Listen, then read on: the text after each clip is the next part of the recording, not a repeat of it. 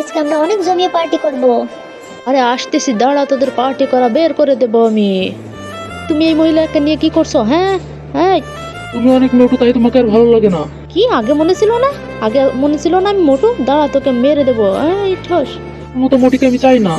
আহা হা, আমার এই মোটো শরীরটার জন্য আমি আজ ওর থেকে ভালোবাসা পাই না। বেবি আসো আমরা সময় কাটাই।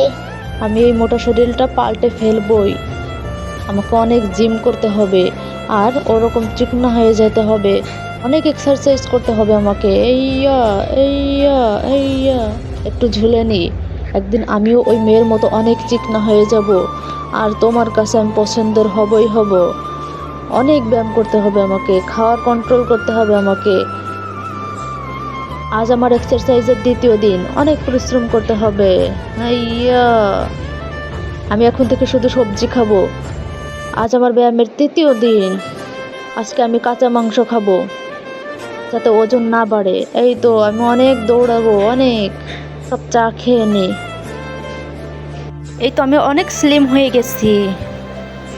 A few moments later. এরপরে কি হলো দেখতে হলে সবাই ভিডিওটাতে লাইক করে দাও, আর চ্যানেলটিকে সাবস্ক্রাইব করে দাও। যদি কেউ আল্লাহকে ভালোবেসে থাকো তাহলে কমেন্টে সবাই আল্লাহ লিখে যাও। এই তো আমি আগে থেকে অনেক শুকনো হয়ে গেছি। একটু দুধ খেয়ে নি। আমাকে কত স্মার্ট লাগছে। এবার তো আমার স্বামী আমাকে দেখে ফিদা হয়ে যাবে। আজকে আমার ফ্যাশন শো, আজকে সবাই মুগ্ধ হয়ে যাবে আমাকে দেখে। সে মেয়েটি। হ্যাঁ, আমি কি ভুল করলাম? বন্ধুরা, ভিডিওতে সবাই লাইক করে দাও না।